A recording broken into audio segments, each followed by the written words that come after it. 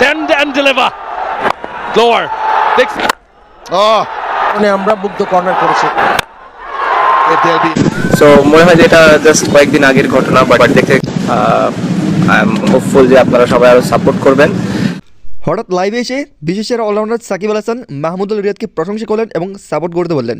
প্রিয় দর্শক, বিপিএলে খেলতে পারছিলেন না সাকিব আল হাসান নিষেধাজ্ঞার কারণে, তবে মাঠের মধ্যে না খেলতে পারলেও মাহমুদুল রিয়াদের অসাধারণ ব্যাটিংয়ের প্রশংসা করলেন এই বিশ্বসেরা অলরাউন্ডার সাকিব আল হাসান।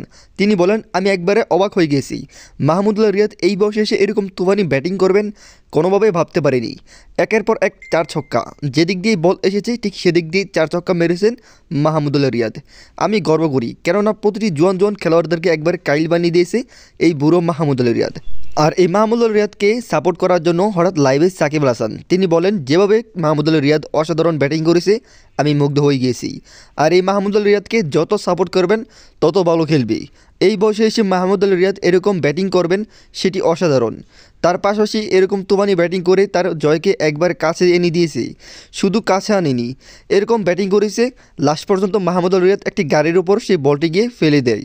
প্রিয় দর্শক, এরপর যেভাবে ব্যাটিং করে মাহমুদুল রিয়াদ অসাধারণ একটি 50 করে নেন এই বুড়ো মাহমুদুল রিয়াদ। উপরে তাকিয়ে সেই সেলিব্রেশনটি করেন মাহমুদুল রিয়াদ এবং ব্যাট দেখিয়ে।